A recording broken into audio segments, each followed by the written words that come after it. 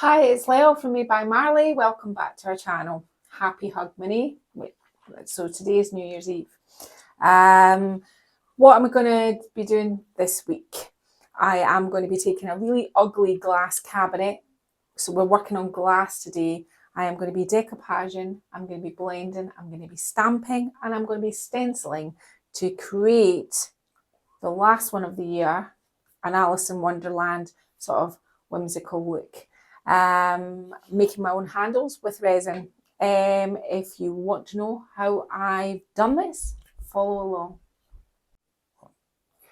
Why is Alice in Wonderland so popular? I don't know, I think just people associate the whimsy of it all and they just really like it. At the sale that we went to at the castle recently, I took 3 pieces. I took a rocking chair, which you didn't see a video of me making. It sold instantly. A lamp, a big lamp, I did the shade and the base, it sold. And a woman who couldn't afford the lampshade took a big picture that I made. So it does sell well for me. Oh, sorry, and a suitcase. That makes it sound like all I took was Alice in Wonderland stuff. I didn't, however, I know it sells really well for me. So, and because I've not got anything in my inventory right now with Alice in Wonderland on, I thought that this was, because of the glass and what to do, I thought this was quite a good one to show you. Now, if you're new to the channel, you don't know that I have my own, or we have our own. It doesn't hit we. Lovely Mark. We have our own decoupage company, and it's called Made by Marley Magic. And it normally comes in 3 sheets. However, I did a custom. It's spelled from a piece of furniture that I did. It's probably a year ago since I've done anything Alice in Wonderland on my channel, only because you don't want to keep seeing it. But people ask continually. They watched that video on YouTube. They contacted us via our email and saying, look, could I buy these papers? And there wasn't any Alice in Wonderland papers. So I decided to do a custom Alice in Wonderland collection. It's not like all the rest. You can't get it, unfortunately, from stockists. You can only buy it from us. It's a set of 12 papers, which I have some of my own designs, some vintage designs that you can put together and you can do a whole Alice in Wonderland piece. In fact, with these sheets, you could probably do, I reckon, with blending and bits in between, some molds, etc. You probably do 2. I could probably do 2 large dressers with what's in these sheets. So what does it have in it? I'll show you this quickly before we get on. Can I just say it was a tricky thing, right? You know, why we didn't do it through the stockists, why we made it a custom thing. It was for lots of reasons. It's quite expensive for stockists to stock. And to make it a worthwhile collection, as in the amount of, as you're going to see in a second, the amount of images and things that are in there, it had to be this kind of 12 sheets thing. And then, you know, the weights go up as well in terms of postage costs and shipping costs and all those kind of things. And it just got to this point where it was like, we can't do this if we're going to send it, if we're going to do it through the stockist. So we had to make it a special, only available through the website. Yeah. Sorry. but it is available if you want to buy it from us at Made by Marley. Now, what does it have in it? It has got 2 teacups. I always like it when things have 2 of something. Visually, it looks quite good. Have I already thought out this design? Normally, I overthink everything, draw it right, but I don't need to do that because the Alice in Wonderland thing just needs to have a good flow. It needs to tell a story, and where you apply it in the beginning, you can fit in stencils, do some stamping, molds. You can put everything in between it to fill in. So it's got 2 teacups. It's got the white rabbit. I love him. I think he's really cute. It's got 4 watches for I'm late. These are the vintage images. I've got this one, and that's the Painting the Roses Red. Ooh. It's got typography because I like to put typography in it. So I've got the We're All Mad Here in an Alice font and Eat Me and Drink Me. It's got plenty of roses. It's got me Eat Me and Drink Me bottles and 2 keys. 2s of everything are good because sometimes covers have 2 doors. You know, you can, and if you're only working on something that's got 1 door, you only need 2 rules. 1, save all this for your next piece. Cards, more roses, because when I initially did it, I felt I needed quite a lot of roses. The Mad Hatter's top hat, which we can put the flamingos. Oh, sorry, and some flamingos. Just thought that was novel. Mad Hatter. I love this vintage image. And these are the original vintage images from the Lewis Carroll book. I love this one as well. They're all sitting at the table. And Alice with all the cards. So from this, your imagination can go wild. But I'm just going to get on with it now. So Linda left a comment for me the other day saying she found it really unusual that it was one of the first things that she saw that I had actually used resin. I do normally don't use resin for all the reasons that I've previously stated. It's not very bendable, but this is going straight onto glass because what I'm going to do is I'm going to cast my moulds and I'm going to put them on the glass first. It's the same thing as I tell you when you're doing furniture. You need to put it onto its main surface. So to make it solid main surface. So I'm going to be applying my moulds and working around it like I normally do, as opposed to, I wouldn't want to be putting moulds on top of paint, on top of glass. That's not going to be it won't last forever. So the way I'm doing it is an all-purpose glue and I'm going to be gluing straight onto the glass. What moulds am I using today? I am using the Roses mould. These are all iodine moulds. The Roses mould, and I'm going to be casting probably 2 sets of this. The key mould, Martin, you haven't cleaned this mould very effectively. That's because I cleaned that one and you cleaned that one. Oh, it started already. I'm just going to do a few of the keys, just a few. I thought I'd put some toadstools in because the Cheshire Cat sits on top of toadstools, and I think I'll do a couple of these for down the bottom. And I would like this fleur-de-lis shape. This fleur-de-lis shape. Are we saying that's fleur-de-lis? Yeah. And the hearts. The big one, the small one, and this one here. So if you're scared of using resin and if you've never ever used resin before, I'm going to show you a really simple way to use resin. I use scales. You can tell these are my resin scales because they're stuck. Got resin all over them. Got resin all over them. I always think, even though I'm working on a roll surface, this table is going to stay in here over the winter until I'm finished working in the boot room, because I use it for all different things. And then come the spring, when we get over to the stable again, we'll sand it down and we'll do something beautiful with it, because it's a lovely table. It's just got, again, a little bit wrecked with all my little bits of paint and stuff, but it's got lovely legs and everything. So we'll get onto that. I'm at future projects, haven't even got, this is just my name when I'm in spring, but never mind. So what do you begin with? I save little yogurt pots, just little plastic containers. They're really handy for mixing resin in. Then you can just bin them straight away. Put your pot on your scales. Okay, resin pouring. You don't have to be scared of it. You need a little container. I just save yogurt pots. They're great for mixing resin in. And you need something to stir it with. Your resin comes in 2 parts. I've already given these both a good shake. Yeah. Zero your scales. Put your item that you're measuring on your scales before you begin, and switch your scales on. My scales are already at mils because this is my resin pouring scales. Okay. Now you need half and half. All resin operates the same way. Half of one, half the other. I've already poured some of this into here just because these are quite large containers for resin pouring. So you need a sort of half and half. So I'm going to go 20 and wait till I just get my muscles, sorry, off camera. Crimson fire. Oh.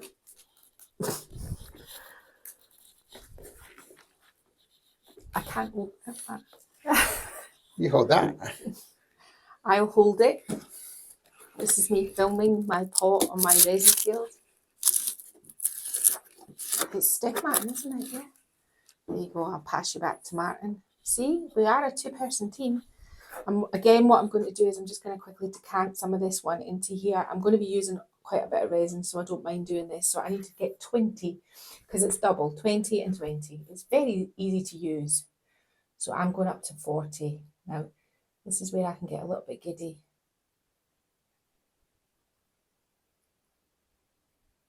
Sometimes it takes a minute just to change.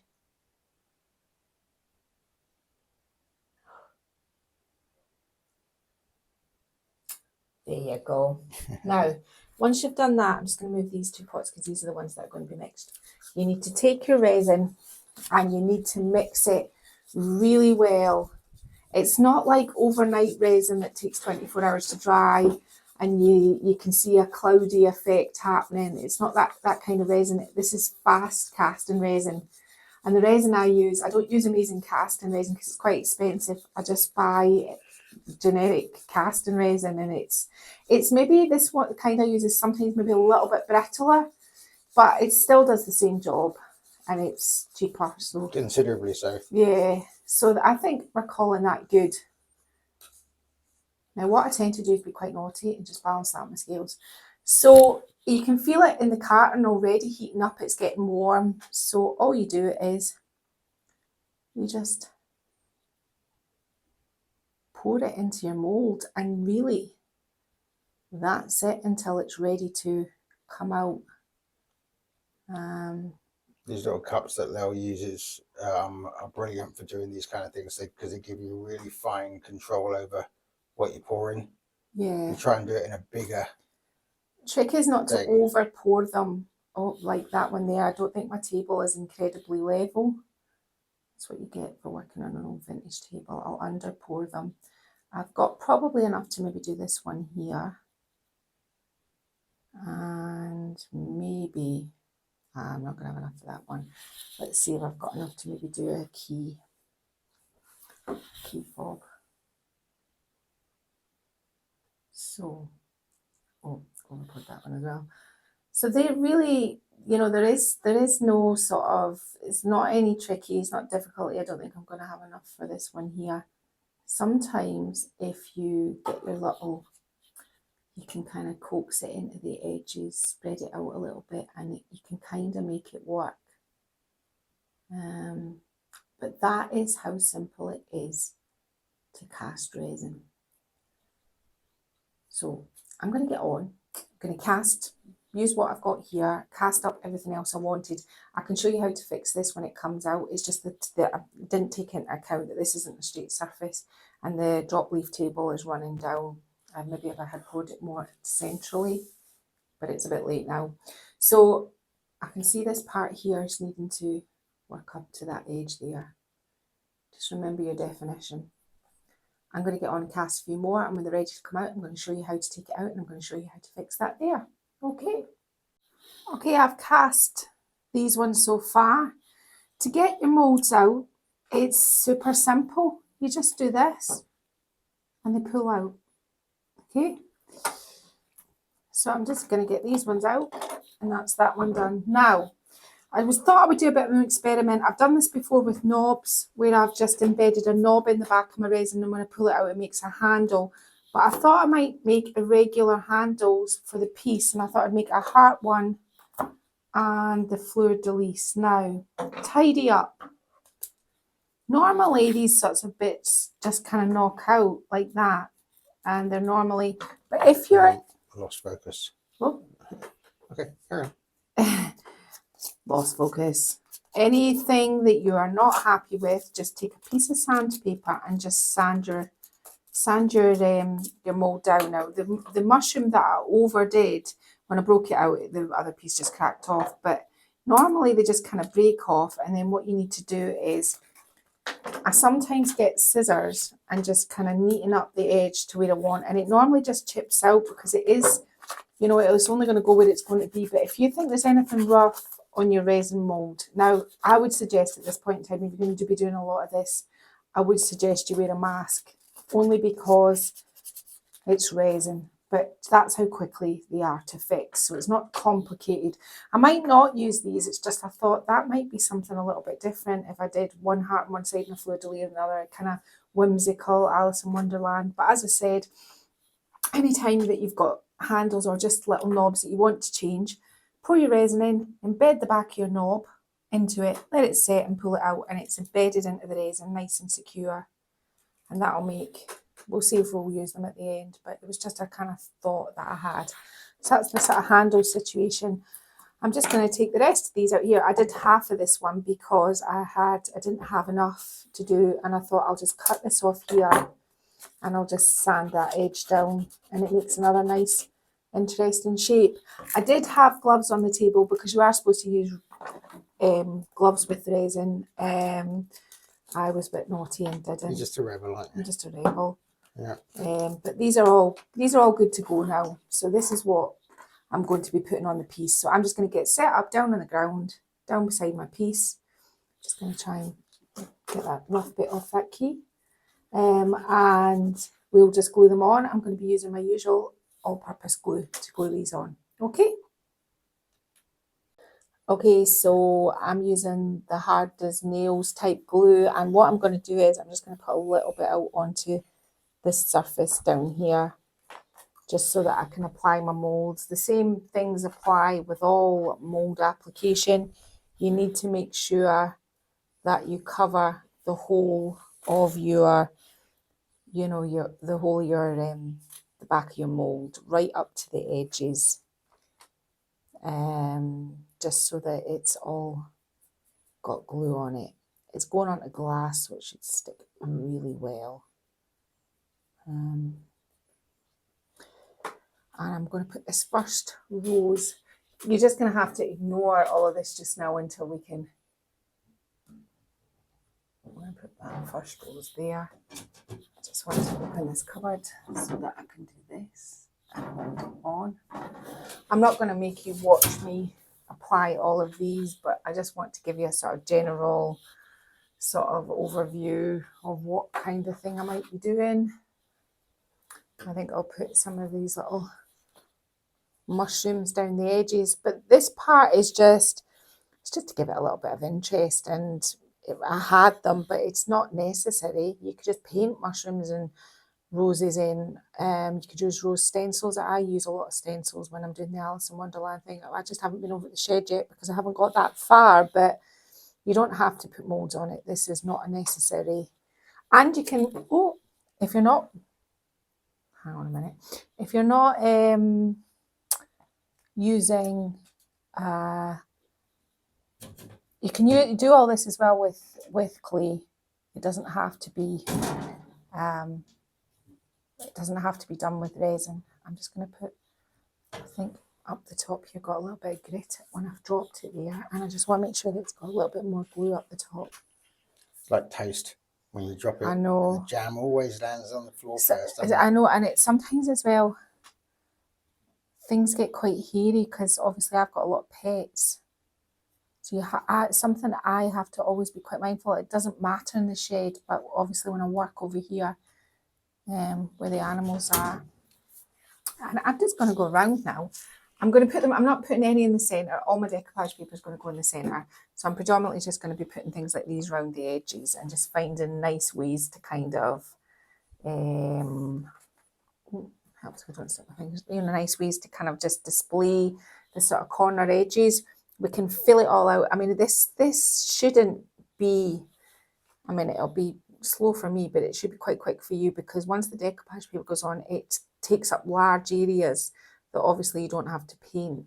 I'm going to be leaving the inside the cream and I'm leaving the glass because I like it. So I'm just going to leave that like that. So you get the general sort of thrust of what I'm actually doing here. I want something kind of taller down this edge. And Leo's got to now apply all of those.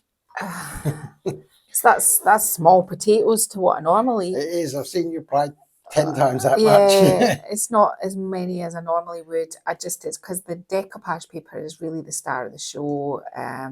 It's not a moulding video, and I did them in resin, if I'm really honest, because I wanted to not have to wait until everything was all nice and dry. I know some people paint them wet, but I didn't want to do that. So this is another reason. Plus, I don't show many resin videos, so I'll do the tidy up with a little brush in a minute. But you get the sort of gist. I'm going to go sort of here, round the edges here and here. So when you come back in a minute, these will all be applied. Okay, so what have I done? I've applied my moulds where I'd like my moulds to go, and now I've ripped up two of the vintage sheets, the rabbit and the lettering, because this is a look that's built up with multiple layers. It's the same as usual. If you want your furniture to look unusual, quirky, different, whimsical, Indian, it doesn't matter. You have to build it up in layers. So I'm applying the big layers first. So what I'm going to do is I'm going to glue these on here because this gives me an idea of where all the negative spaces are that I can fill with either more decoupage paper, stencils, whatever, and then work my way. The top and the sides, let's not get too carried away with that. It's always good if you kind of work in a frame. So I'm working in this one here, and this is me putting the big pieces on first. If you've not new to Made by Marley decoupage paper, it's best applied with Mod Podge, but you're welcome to try lots of different sealers or top coats. It's just when I did all the trials, this is what I found worked best. I'm just taking my tape off. I only taped it on just so you could have an idea of the flow. So when I put this on, I want this to be about here. So I'm going to apply my glass. If you're going round edges with Made by Marley paper, you can wet the back of your paper first. That gives it a good way to move. But since I'm going straight onto glass, I am doing the glass. I'm not worried about the glass being over where the image is going to be because this is going to be painted once it's all dried. So it doesn't matter. If anything, it'll give my paint a little bit more tooth. So make sure that you have no lumps. There's a little lump there. Because lumps or places that haven't got any glue make for air pockets. That is fact. So and air pockets make for wrinkles. And so unless you're wanting, or if you're looking for a really vintage, unique piece, you can. And I've got a video, the Mold 101 video, when I apply my decoupage paper on that. I'll get Martin to link it above me. I wet it and scrunched it up first so that I could wax in all my wrinkles. But today I'm not looking for wrinkles. Today I am looking for non-wrinkly decoupage. So I always think best one good pass first to make sure that you're not wiping wrinkles into it, and then just once you've got it down, if there's any obvious ones, smooth them out, but you don't need any fancy schmancy tools to get wrinkle-free decoupage paper. Once it's down, Dar loves me when I say this, but just leave it alone. You'll find as the back of the paper gets damp, you're going to get a few wrinkles, but when it dries, they'll just all disappear and go back down. And I think that is the secret to nice smooth decoupage. At the end of this, I'll get Martin to show you from the side. There will be no wrinkles. So I'm going to get on and I am going to apply the rest of the taped sheet, where it's all taped. I'm going to apply that. And then we'll start looking at what we've got in our sheets or what we've got in our craft stash to fill in all the blanks and make this a truly unique, one-of-a-kind piece. Okay. So if you've never used Made by Marley decoupage paper before, decoupage paper, if you want to blend with paint, works really well with ripping it. Obviously, if you're doing a drawer front, you're just going to put it on as one piece. But to blend it into your paint, you really want a nice rip. Like, see where it's ripped there and you can see the white underneath? Those are the perfect rips to blend because Just get a little bit closer. You can see it's sort of graduated. It's got the top surface of the paper and it's got the paper behind. And it makes for a really good surface to blend onto. So ripping out the paper is the most appropriate way. It's not, because our paper is a little bit more robust, it's not paper that you can run around with water, it's not tissue paper, so it's thin, but it needs the ripped edge to help you blend it. So I've ripped out some other pieces out of my, and you can see it's smooth. I mean, it's totally smooth. There's no wrinkles on it. All is smooth. I've just applied those two there, but these ones here are all smooth.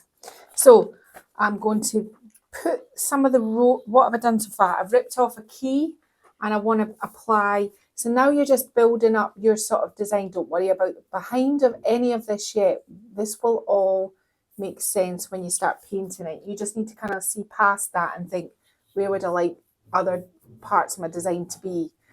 Just building up those layers to create something that, you know, you're really happy with. So I think I'm going to put the key, I don't want to obscure too much of his hat, probably about there. And really at this stage, you know, it's just what you think is pleasing. I'm just kind of building it up so that I've got, I might put some of those because the roses are quite important, and I'm wondering if it'll, I can maybe rip that little part there out there, get rid of that and stick this one here. So I'm just really kind of like, there's so much to choose from in the set of 12 that really, to be honest with you, I'm probably maybe even putting a bit more on than I would usually because I can, but if you want to make it work for a few pieces of furniture, I would be a wee bit more kind of sparing because we are going to come along and put stencils onto this as well. So that'll fill in some of the areas that we paint over, you know, all the blank. We'll be stenciling over the top of that. So at this stage, really, it's what really makes you're happy. I find, because obviously I was in charge of working out what paper I wanted it on, I use Annie Sloan paint and I use Versailles as my colour to match towards this. People tend to think Alice in Wonderland, blue and white, and we will put some blue and white into this, but I quite like the back like this. If you want to make it blue, obviously you kind of eradicate it and go round it all with your blue. Your colour choice at the background is up to you. I just matched it as much as I could to this sort of colour. It's not quite the exact match, but it's there and thereabouts, and I'm quite happy with it. There's a little bit there that's obscuring his hat, so I'm just going to kind of peel that back and rip that part off because I don't want that there. Make sure all of your edges are really, really flat. Like all these edges here where you're going to, because you want the glue to dry nicely before you start painting them. If you do start to live with your painting them, I can show you what to do. If I get any left, I'll show you. But now it's just a matter of going around and fitting. I've got playing cards here. I've left loads of roses in the design, so you can put lots of roses. So I'm going to put there. I thought I'd maybe put this up here. I'll just kind of sit that there. Maybe some roses in here, because you don't have to have the whole thing. You can just rip it off and put it up there. So I'm going to go home and put the next layer of the decoupage paper on. Then we're going to get to painting. I'm only going to paint the Versailles, which is the cream colour that I just showed you, on the front for just now. I think I'm going to do this. I'm going to do the sides and the feet black when it gets to that. But I'll get on and do these other parts first.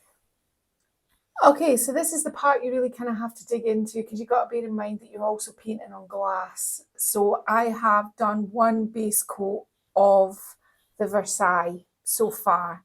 Just a rough coat. You can see I've not got it into all of my moulds. I'm now going to continue and do a further 2 coats. The first time round I just kind of almost stippled the paint on just so that it would kind of, I need to put my glasses on. Getting close to edges. Yeah, I was thinking I can't see. Oh, I'm lifting my paint off. You have to be kind of careful that it's dry. So I'm kind of going all along now, and I'm doing my second coat. I'm only painting the cream on the front. As I said, I wasn't quite sure. Whenever I've done these looks previously, what I've actually done is I've always over designed it and put all of the detail on the sides and the top as well. But I think this time round, I think what I'm going to do is I'm going to leave the sides and the top just plain black, I think. This is going to involve, I mean, although it's dry, but we're kind of like working against it because it's dry, but it's rubbing the paint off. So you just have to kind of dig in. It's going to take a couple of coats. I reckon it's probably going to take 3 or 4 coats to get this solidly white and to blend your lines away. If there's any sort of parts where we're not happy with the transition anyway, we're going to be coming along and putting stencils across the top of this. So you don't need to worry too much at this stage. All you need to do is kind of start filling it all out so that it's less obvious that it was glass underneath, and build up your paint as you go. So it's just going to take a little bit of time. So it's audiobook time until I can get all this done and dried and to the point of where I'm quite happy with it. And the more passes I do, the more I'll make sure that all the moulds are painted in back so that they're all nice and clean. So I'm going to just get off and I'm going to go and do that now.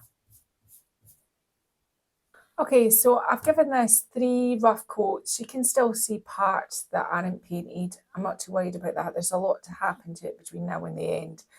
I just have 3 good coats that are dry. Now, as I said, if you're looking to bring it all to blue, you'd have to do in between everything blue, but I've done it cream. But I do want blue on this piece, so I'm going to have blue around the edges.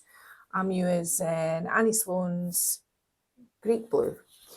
I'll show you what this looks like. This is the kind of blue it is. It's not too dark. Now, how am I doing this? I just want a sort of irregular kind of border, which I'm going to frame the whole, like all the outside edges. So let's kind of start here because I want to maybe put a check over this. I don't know. So let's just kind of do something like this. This is another layer that'll help blend away some of that line. Just going to do that around there. That hides that too. But all I'm doing is just putting a border on it now. It's kind of like, it's a wee bit boring, I guess.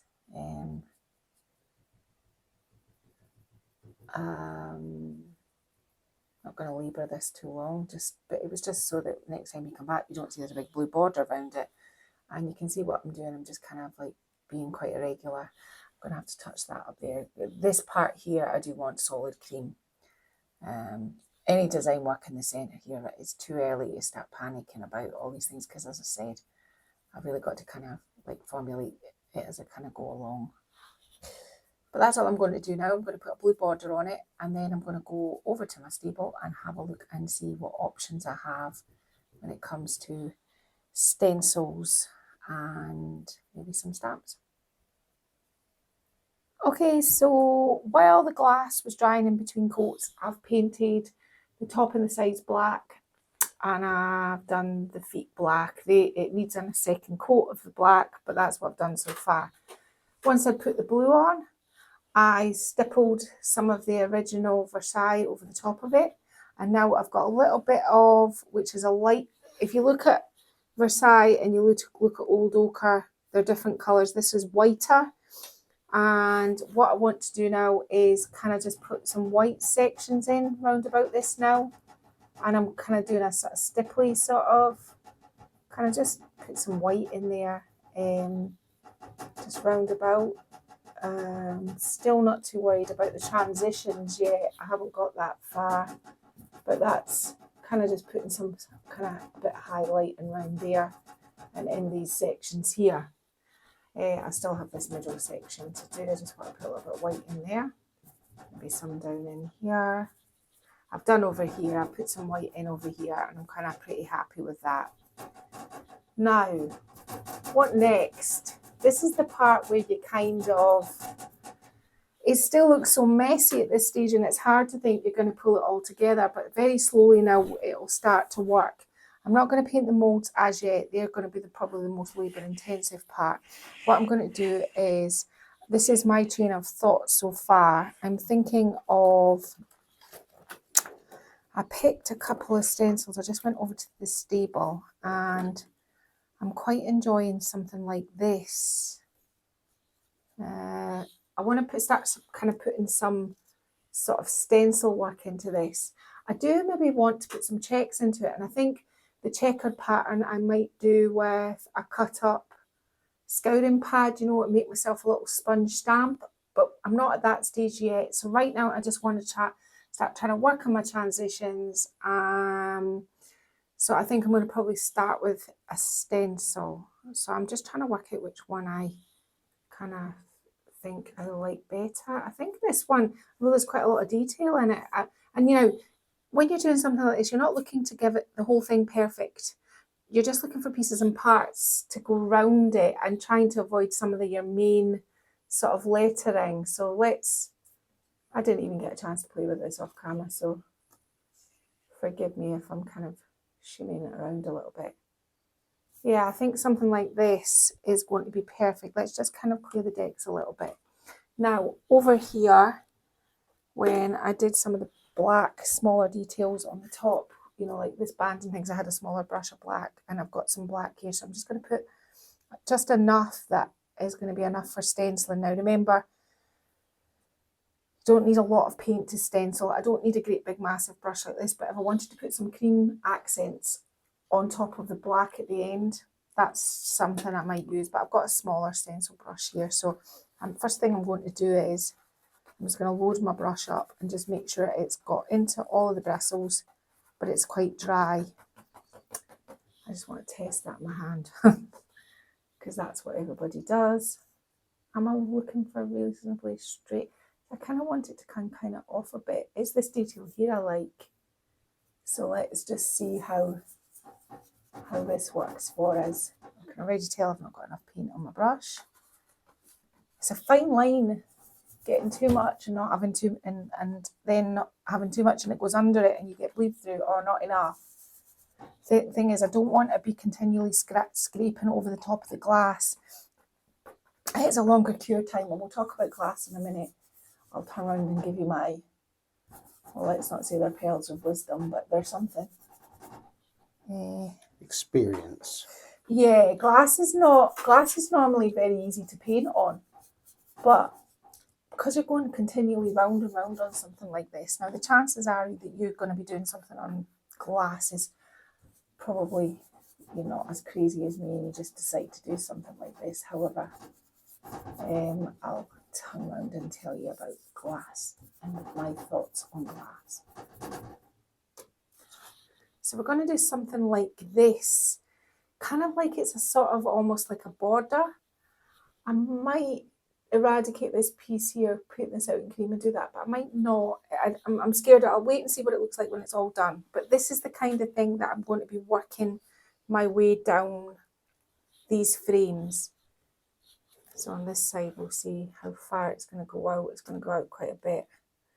Might be able to tuck it down in there. Who knows? But glass is one of those things that if you continually keep painting it and painting it and painting it, you just can keep lifting it off and lifting it off and lifting it off and lifting it off. You really need to wait quite a considerable amount of time in between to let it cure. You can, when it's dry a bit, paint over the top of it. I wasn't too focused or too worried of some of the bits that was left off or some of the bits that I felt needed an extra coat, because when this is all put together, I'm looking for quite a vintage look, and when this is all put together, all the things that you do and you have in your armoury, you don't suddenly, all the things that were so important when there was no detail on it become unimportant because it falls into the look. It's the look. So some of the parts where it's kind of like darker cream and lighter cream and it's got the white on top, we're adding more and they suddenly just fade away. You cannot leave pieces of glass not painted. That's not a good job, but you can be mindful that if you're doing on glass that you have to let it cure in between. And when you are doing something on glass, you have to kind of almost accept the fact that unless you left it a couple of days in between each coat, which would take days, then you're going to have a little bit of pushback. So I wouldn't recommend using a heat tool, that trying to heat it up really quickly. Probably just better letting it dry off, then paint it, let it dry, paint it off. You can tell when paint's kind of ready to go. It feels less cold. You can just feel it. It feels more room temperature. When it feels colder, it's not dry. So kind of work your way through that. But the next thing I'm going to do, just go way off on camera and just get my stencil. Now, stencils, these were the kind of things I thought of. This one, I brought this one over because although this is a big stencil, I was only maybe going to use about this much and I was going to go down it this way. And in some areas, maybe I will just use some of that one, probably not. But that was going to be a contender. I thought I quite liked that top end. I thought this looked quite whimsical. It had the kind of look.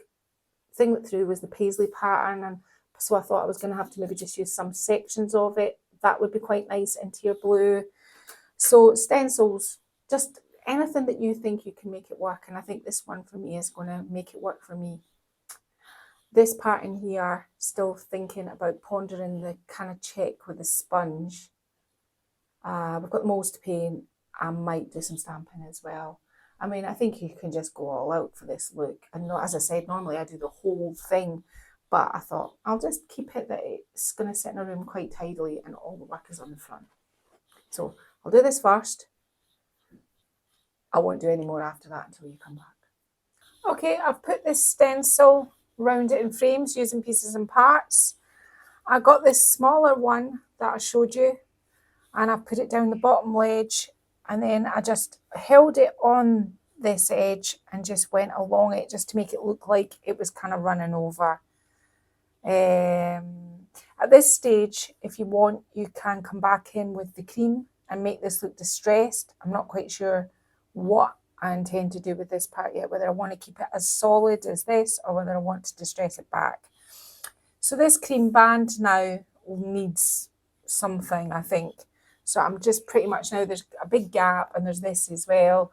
But let's just kind of see how this kind of looks. Let's just kind of get it reasonably straight. This isn't going to be easy. Stenciling in between gaps and things isn't really that easy, but you're brave. Well, I don't mind if it looks a little bit. I just need to put a bit more paint on my brush.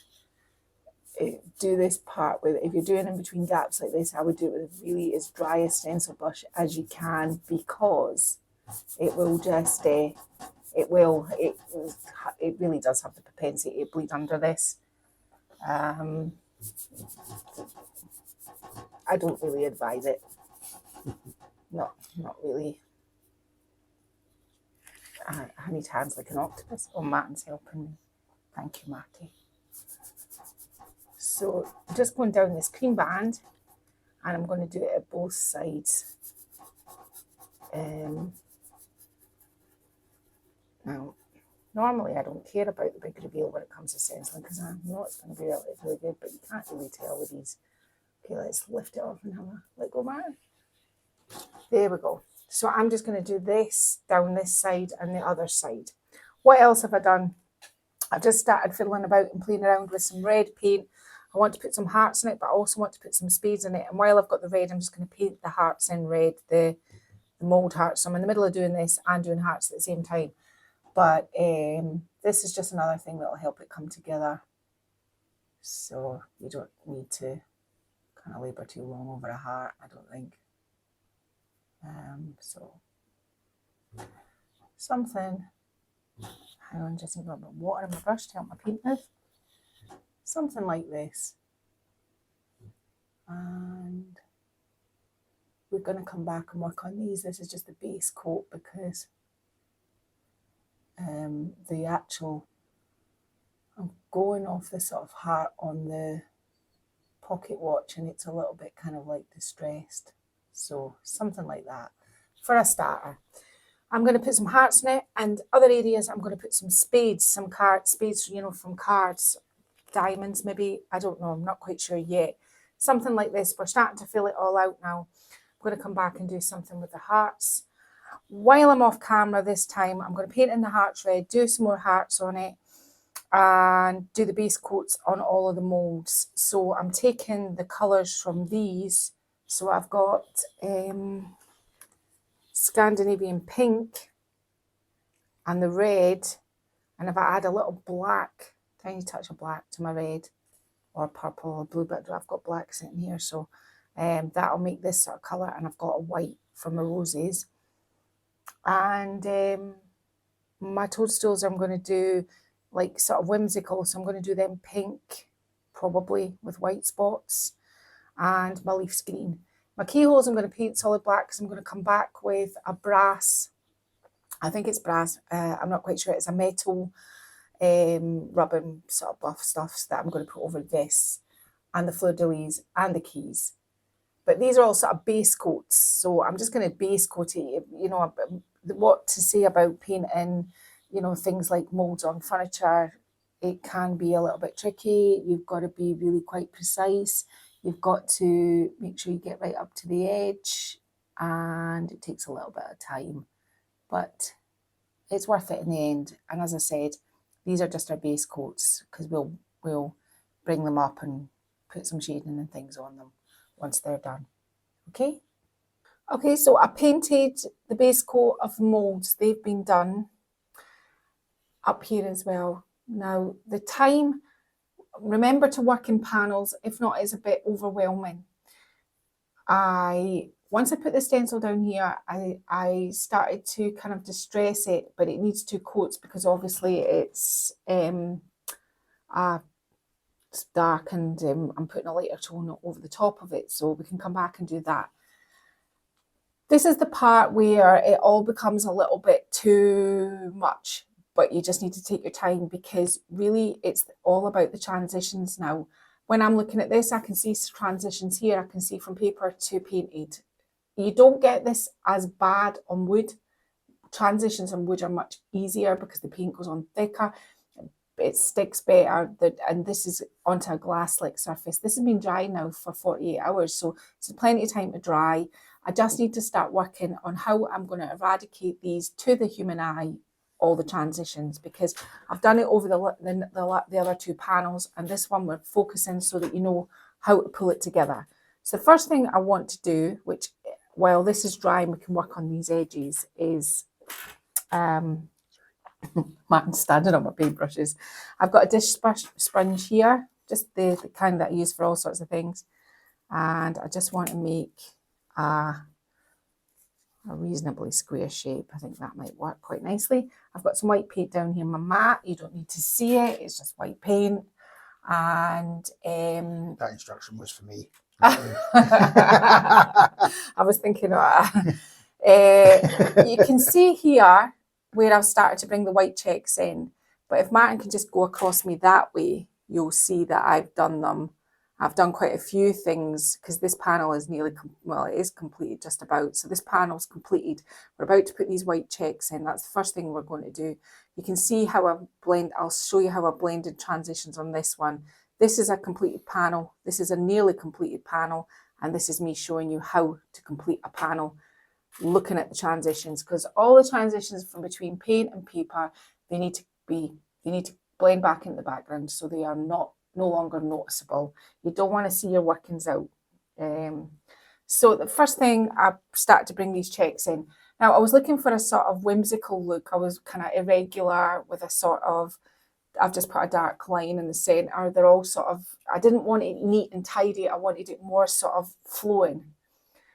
So I'll start up here and I'll show you what I intend to do up here. So you just use this little sponge as your little square and just kind of roughly in your mind start making some squares. Well, not in your mind, on your work, but if you know what I mean, in your mind, keeping the fact that you're trying to make a check pattern. And you can bring it over that. That helps with the sort of, now you're not trying to do it all round the edges. That's not what you're trying to achieve here. You're trying to achieve a look that you're just doing it in some areas. I'm going to take it onto there at this point as well. And maybe just one more up here. Just to kind of, it doesn't matter if you go up here and touch against your mould, which is just about to happen for me. I can paint that back in red. I can get rid of that in a minute. And I think one more, but I don't want to cover this section here because I like it. So I'm going to do something like this and try and get that up beside my E there. That is probably as much on that side as I'm going to do. You could just do something like this and maybe have a random one coming out there. There's a sort of different gap here, but I'm not, that's what, this is just kind of filling in. Where else? Maybe down here. Now I was coming back here to do another lot of cream to make it look distressed, but if it's covered in this, then I'm not too worried about it. This is a different, every time I do this, I do a completely different look on my Alice in Wonderland pieces. I don't do them that often. They aren't saturated. There isn't hundreds of them, but must be at least 3 of them out there now, and with a couple of little other bits like lamps and chairs and things. So it's not a huge amount. They're all of every piece you've ever done is massively different. And I think that's the trick. It sells so well. You're kind of tempted to go, right, I'm going to do loads of them, but I think just every now and then is pretty good. Maybe one down here with one under that flower. And you see what I mean? I'm suddenly now starting to, you could do like this edge here. And all you keep doing is keep dipping it into your paint. And now when that dries, so I'm going to do a few up here and maybe a couple just down in here. I don't want to eradicate too much of the roses.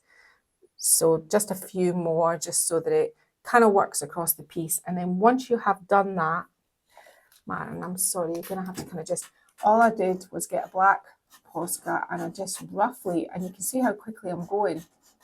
I just did that sort of internal sort of shadowing sort of around my squares like that. And that is all I did with the squares. So when these ones here are dry, that's what I'll do with those. Now, what else did I do? Let's work on this area here. I'm not happy with here, here, here, here. Everything else, I need something down in here. But let's start. I've got white on my paintbrush. I've got quite a soft paintbrush, but I don't want it that there's too much on it. And this is this thing that I did just before previously, well, the other day, is I'm starting to put more white in. I had done this stage, but I didn't like it. I needed to come across and do another layer of the Versailles because now you can see what I'm doing. I'm particularly, I don't want to draw attention to this line. However, I do want to do something on it just now because something's going to go over the top of this.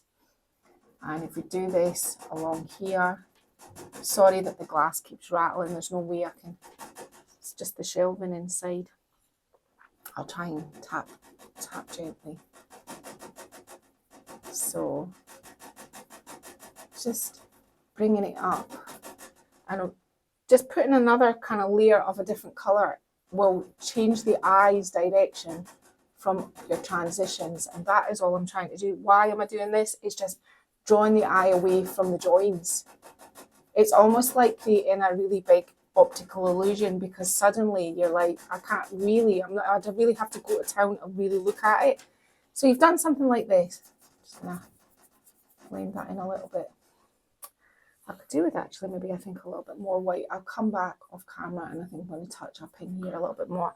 So there is already, I'm not noticing it as much, but I still know it's there. So what's the next thing we can do to camouflage? I have some Stays On ink here. Just the regular black, nothing fancy. This stamp is from La Campagne, I think. Yes, it is. Sorry, I've got a little bit of white paint on it. See the shape here, this rose, just this shape here. I'm going to be stamping that. You don't need to see me stamp it, but remember, stamping has to be done on a hard surface. So I've used this alternately over here. I've used the whole thing. So what could we have this coming out from? And this is where you really have to kind of think. So there was a horrible transition under there. So let's give it something over the top that suddenly, I haven't over stamped it because I'm looking for that sort of vintagey kind of distress look. So something like this. I really want to bring my, in behind those cards. Hang on a minute. If you want to try and kind of like, I just want to touch up, see this just a tiny part here because I want it to look like it's coming from behind the playing cards. Something like that. Yeah. So the next time round, I'm only wanting these top 3 buds. And this is about just getting your stamps out and just using parts. Let's just do that on top of those cards. And this time round, I'm going to be using the full amount. Where else do I not like the? I don't like this transition up here. So let's have this coming down here and going in I won't use the whole amount, just that. And stamp it again. So you can see what I'm doing. I'm not going to labor too long on these things. It's all about camouflage and how you make it happen. How do you, it's, as I said, it's much, much easier to do this on wood if this is your first time and you want to do an Alice in Wonderland look and you're going for the ripping it up and filling it out with stencils, Yeah, don't do it on glass. I would recommend you do it on wood. It's an easier thing to do. Already, see all those transitions? To me, they've gone. If I really wanted to, I could go, I can see a little bit there. We will do more. I'll do a little bits and pieces. So that's how I'm going to kind of cover these transitions here. What to do about the stamping of the hand painting of the hearts. I wanted something sort of irregular again, so I just took, this is from the Primitive stamp. These are all IOD stamps. You don't need them. You can use stencils. You didn't even need to do this in the first place. I'm just kind of now bringing it all together. And why have I used black? Because obviously there's black in the design, black in the stenciling, in the stenciling. And this just kind of brings this together. It gives it a more polished look. And this one up here. And suddenly now these don't look like somebody just came along with a paintbrush and painted some kind of dodgy looking hearts. They look like they're part of this what I'm trying to achieve. Now, I can take this big one, and what I can do is, because I'm not happy with the transition here, is I can do this with the big one here, but I've also got a smaller one. So the smaller one, I can fix this transition here, and I'm not seeing that glaringly obvious now. I introduced a blue. It's a different coloured blue to all the other blues, but I wanted the blue to stand out, and what I did was I picked the sleeve of Alice's dress, her belt, did a little bit at the bottom, and I picked some parts out, which I'll get Matt to show you in the next sort of, when we've got the whole thing in. I picked some parts out of the Mad Hatter. I also did a couple of these blue hearts, and I just roughly, and I mean roughly, just penned those in. And there is another whole set of that transition work that I didn't like. Suddenly now you're looking at that. You're not looking at what's behind it. On the rabbit, I'll probably do something like just a simple line around these. What are we calling this, Martin? A picadillo? It would be a picadillo, yes. Right, I'm going to tell, I've got a story about picadillos, right? Martin and I were in London, and we were on a bus tour, because I love a bus tour, don't I, Martin? Well, I do as well. So great way of seeing a new bit of city. It's a great way of getting brilliant information, and we were on Piccadilly Street, and the person who was doing the tour told us that in Tudor times, these ruffly things round your neck were called picadillos. And that's why Piccadilly, and that's why now it's called Piccadilly. It's called Piccadilly because that's where they were made. And so this is called a picadillo. Okay, don't say you don't get useless info on this channel. So if you ever see any pictures from Tudor times and they've got those sort of ruffly things around their neck, you know they're called picadillos. Right, okay, so I'm going to do the blue there. I'll probably, maybe, and I don't have, this brush is going to be too big, I think, for me to do it, but we'll wing it. I'll maybe just do a little bit of pink on his nose. Yeah, that's probably enough for that. So we've got the hearts that are kind of disguising that. You can come back in and you can do a cheeky little sort of re-highlight in these hearts as well. That's another thing. You can do it on the blue as well. I mean, this is your game now. You do whatever you want. So I've still got to do the outline end here and the black checks. I'm going to do a couple more of these roses. Yeah. But so far, I'm no longer horrified by this transition here. I like this. Got something to stamp down here, but it's all starting down here. Sorry, It was too slow. I'm sorry, Martin. I'm not too slow. You're too fast. That's it. I meant, too fast. Here. I know. Here. I know. Too fast. inking up a stamp, and I think I'll just do something cheeky like this down here and put a flower in it. And then this one wasn't so much a transition, it just was a kind of blank area that I didn't really like too much, and something maybe coming out from here. And before you know it, you've just got to the point where you go, suddenly all the horrors, because it can look a bit like a horror show.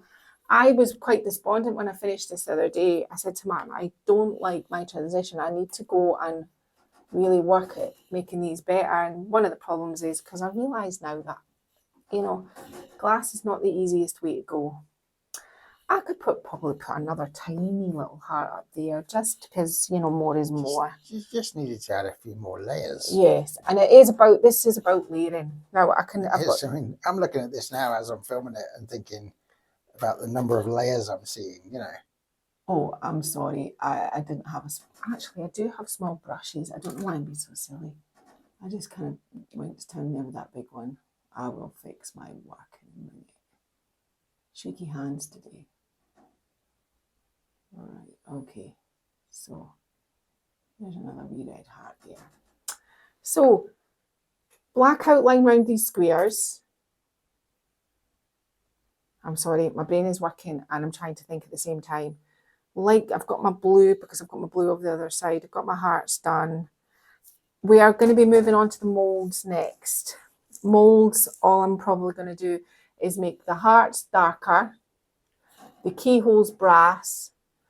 I'm going to put a sort of blue and white dots on here. Then, once we've done these molds, I am going to seal it. While it was sitting here for the last couple of days, because I've been away doing a tour to Scotland to practically, you know, I've filmed every site known to man over the last few days. So I've been away, but what I have done is the top and the sides and the feet have all had 2 coats of paint. So I am going to seal this next with French Chic Tough Top Coat Sealer. Once that's dry, how I'm going to bring quite a lot of it out and make it work is I'm going to put some white wax in the details of the flowers, but I'm sealing it first. I will still be using a little bit clear just to make it move, but I'm top coating it first, letting it dry, putting a little bit clear on, and I'll show you the process just to make the molds pop. The handles, I have base coated them twice with black. They're still drying, and we'll bring these up as well for when it comes time for the handles.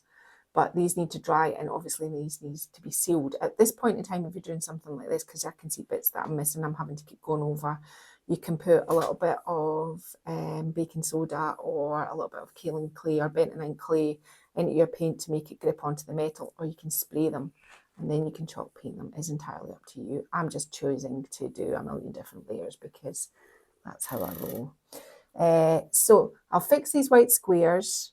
I've got this big heart here to stamp with my other. I've already lost this heart stamp once today. I couldn't find it anywhere. I got Martin and I said, Martin, come and help me look for this. He said, you go and stand over there and I'll find it. And he found it straight away. And I know that this is going to be way too small for the overall heart, this one, because I hadn't really. But what I can do with this one is I can get my, wherever it is, my black Posca pen, and I can just draw a wee cheeky outline on here to make it fit and make it work like that. Just, oh, oh dear. Oh, do something like that now. Yeah, and that kind of makes it look similar to the one that it's on there, and you can even do some little spots down there like this, just if you're feeling a little bit fruity. Okay, so happy days. What was I going to do? I'm going to do the black. I can probably talk you through what I'm going to do with the molds, just so I don't have to come back and show you this. So on my brush right now, I've got some red, and what I'm probably going to do is I'm going to have to get up on my knees for this. 1 minute, Martin. Just give me a minute. Right. I'm gonna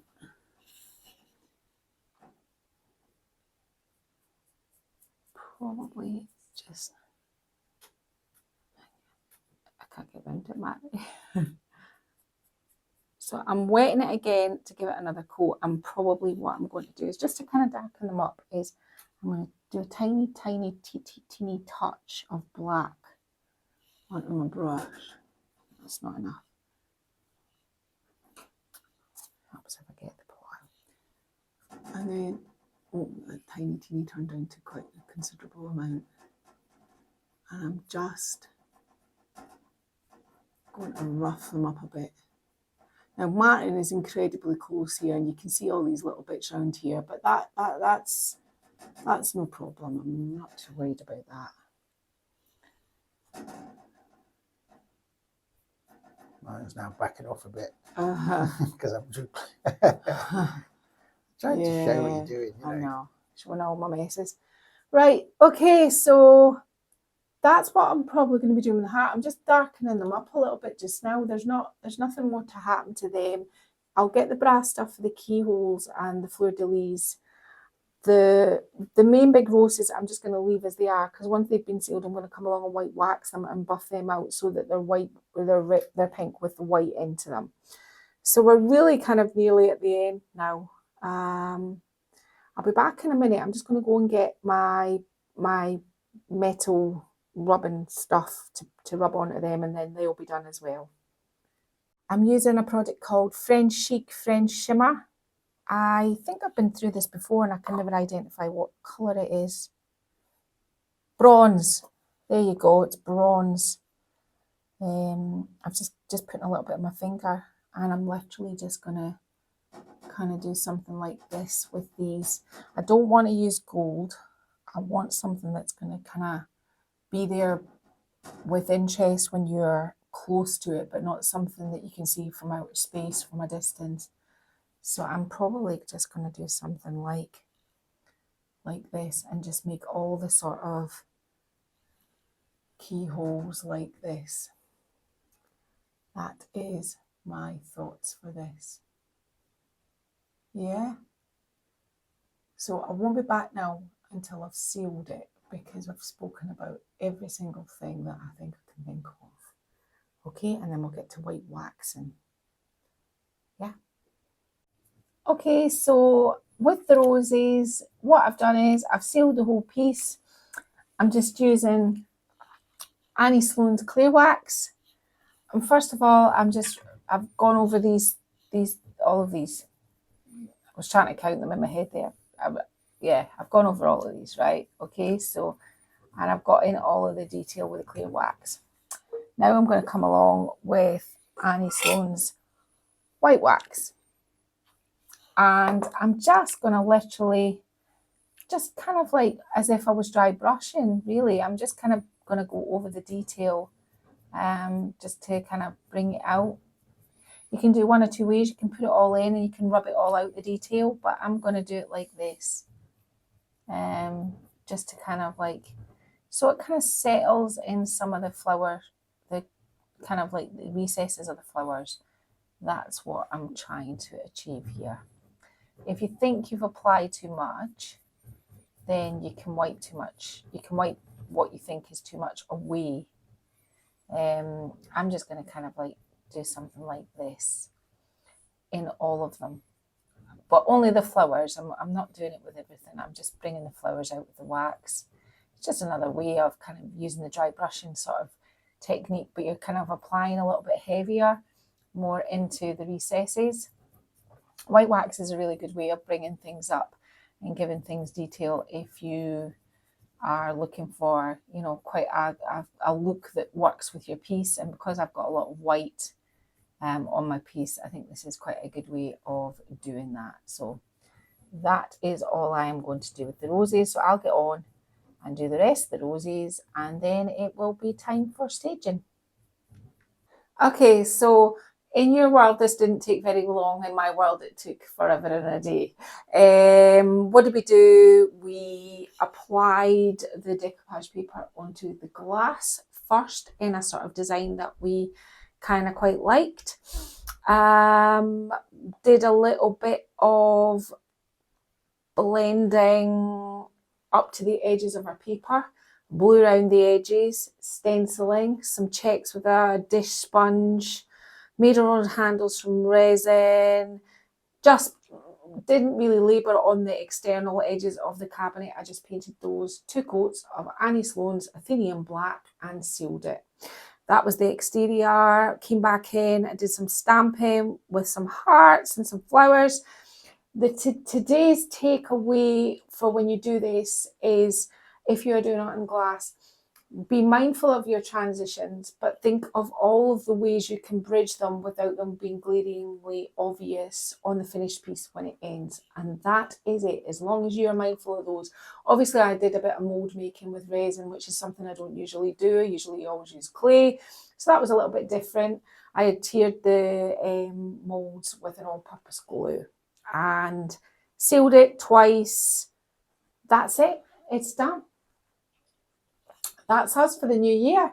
So thank you so much for just about everybody who's ever bought, messaged, joined any of the groups, like our Decoupage group, which is on Facebook, or our channel membership group, or who have left comments on YouTube, on Facebook, on Instagram, on Pinterest, or who have taken the time to send us an email or left me a direct message. Thank you so very, very, very, very much. We really, really appreciate it. I'm not going to say any more than that, man. Do you have anything to add? No, I mean, I hope you all had a wonderful Christmas. Yeah, that's important. I hope you had a wonderful Christmas.